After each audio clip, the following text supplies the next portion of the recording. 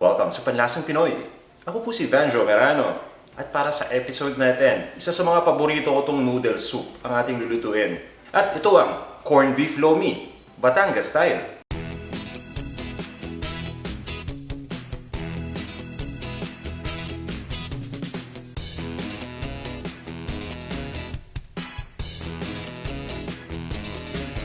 Ito yung mga ingredients na gagamitin natin para sa ating recipe. Delatang corned beef, fresh noodles, carrot, kailangan din ng sibuyas, ng dinikdik na bawang, dahon ng sibuyas, harina, toyo, hilaw na itlog, kailangan din natin ng cornstarch, pati na rin ng boiled eggs, ng ground black pepper, asin, at ng Knorr Beef Cube. Bukod dito, kailangan natin gumamit ng mantika, ng tubig, at ng chicharon. At ito naman yung kumpletong listahan ng mga ingredients na yan.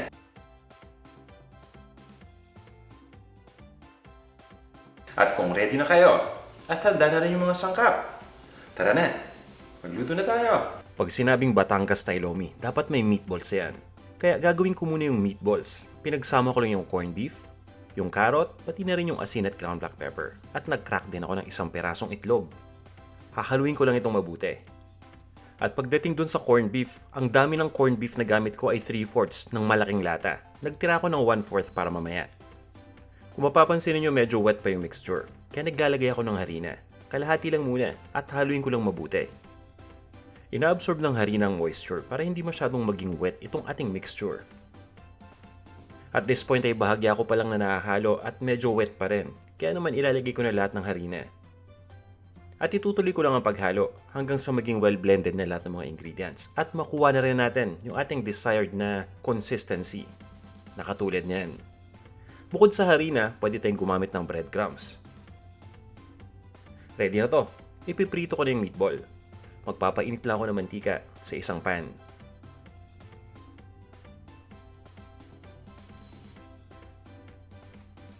At habang pinapainit yung mantika, huhulmahin ko muna ito. Kukuha lang ako ng mga 1.5 tablespoons, imumold ko lang, at ididiretso ko ng iprito. Piniprito ko muna itong isang side, nang gamit ang mahinang apoy na mga 1.5 to 2 minutes lang. Huwag ninyo masyadong lakasan yung apoy para hindi ito masunog kaagad. Ibabaliktad ko lang ito. At once na mabaliktad na yung meatball, ganun ulit. Ipiprito ko lang ng mga 1.5 to 2 minutes. Ang importante, i-check natin once in a while para masigurado natin na hindi ito nasusunog kaagad. At once na maprito na, i-ready ko lang yung isang malinis na plato. Tatanggalin ko lang muna yung meatballs dito sa pan at ililipot ko lang doon sa plato. Ise-set aside ko lang muna ito. At ready na tayo para magluto ng Batangas style Lomi gamit itong ating corned beef meatballs. Sinalin ko lang yung mantika na ginamit sa pagprito ng meatballs dito sa isang malaking pot. Pinainit ko lang to at nilagay ko na yung bawang. Inuna kong magisa yung bawang dahil gusto ko itong mag-brown ng kaunti. Kapag inuna ko kasi yung sibuyas, hindi na magba-brown itong bawang the way na gusto ko. Yan.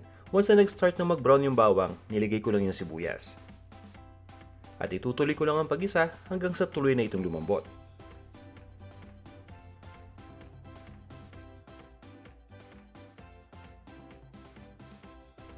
And at this point, ay ilalagay ko na yung natirang corned beef. Kanina, di ba, ang sabi ko ay nagtira ako ng 1/4. Ito yon. Ginigisa ko lang to dito. Kumbaga, ang ginagawa ko ay nagigisa lang ako ng corned beef. Ito yung typical na ginisang corned beef procedure, di ba? Itutuloy ko lang ang pag-isa ng mga 1 minuto lang.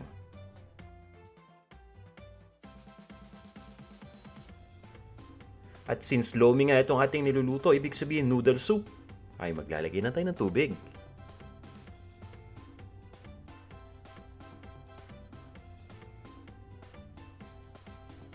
At once na malagyan na yung tubig, papakuluan ko lang to. At para mas mabilis na kumulo itong liquid, ay tinatakpan ko lang muna itong lutuan. Natatrap nito yung init sa loob, kaya naman mas mabilis itong kumukulo. Yan, and at this point ay ready na to. Hahaluin ko lang. At para mas maging panalo itong ating Batangas style corned beef Lomi, naglalagay ako ng Knorr Beef Cube. Isang peraso lang, ayos na yan. Itutuloy ko lang ang paghalo. At pagkatapos ay ilalagay ko lang yung toyo. Konting toyo lang ang kailangan dito. Pwede nang ilagay itong ating fresh noodles. Pagdating naman sa fresh noodles, ang ginagawa ko, hinuhugasan ko muna itong mabuti bago ko iluto. Tatakpan ko lang itong lutuan at itutuloy ko lang ang pagluto sa fresh noodles ng mga 5 minuto.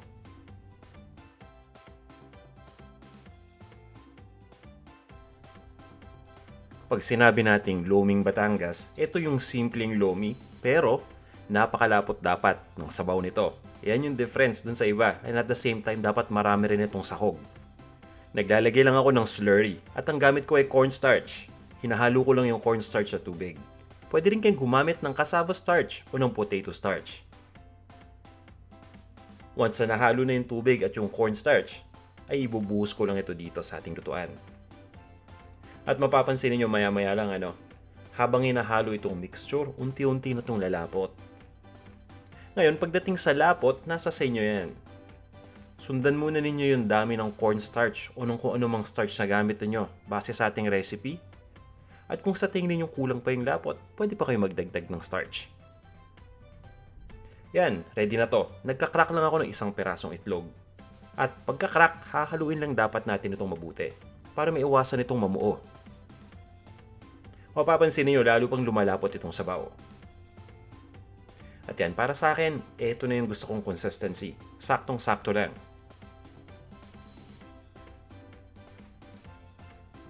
Ilalagay ko na yung kalahati ng meatballs na naprito ko kanina.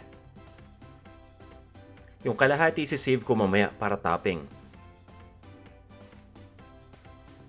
Ayan, di ba? Napakasarap. Ready na to. Luto na to actually. Titimplahan ko na lang.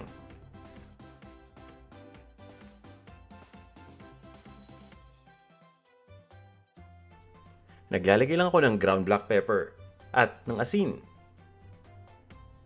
Kung ayaw ninyong gumamit ng asin, pwede pa kayo magdagdag ng toyo para may konting alat. Haluin ko lang itong mabuti hanggang sa ma-distribute lang lahat ng mga seasoning. Ilipat na natin ito sa isang serving bowl.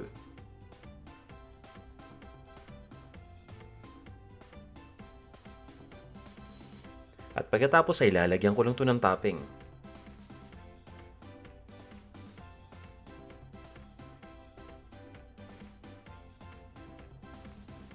Naglalagay lang ako ng isang perasong nilagang itlog. Hinati ko lang sa gitna. Ito naman yung piniritong corned beef balls. At syempre, mas maganda to kung may chicharon. At ito na yung dahon ng sibuyas na chinop ko lang. Ready na to. Ito na ang ating corned beef Lomi. Tara, kain na tayo! Maraming salamat sa pagnood nitong video. Shoutout muna tayo.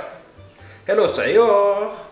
Food is Happiness by Rio, Sherwin Remata at Tess Cocina, Kiel's Life TV, Milen Cochico, El Pistolero, Oncho's Kitchen, hello ulit, Hyren Sara Doliente, Maricel Gaspi, Makoy Dolotina, at Hayari Habiti. Hello rin, Kusinang Bicolana, Carlota Martinez, Noipi Classic, Arniel Balita, Hyren sa'yo, Nenelin Liberiaga, Maka-Hungry, Simple Malicious, Alia Buenobra, hello rin Abigail Gomez, Christine Colantes, Navarro, Raymond G, at sa'yo, Rodel Flansha. Maraming salamat sa pag-comment sa ating mga videos. At sa inyo na hindi pa nagpa-follow sa atin sa Instagram, search nyo lang ang Perlasang Pinoy. Maraming salamat ulit sa pag-load ng ating video. Sana'y pakilike at pakishare din ito. At magkita-kita tayo sa ating susunod na video. Hanggang sa muli.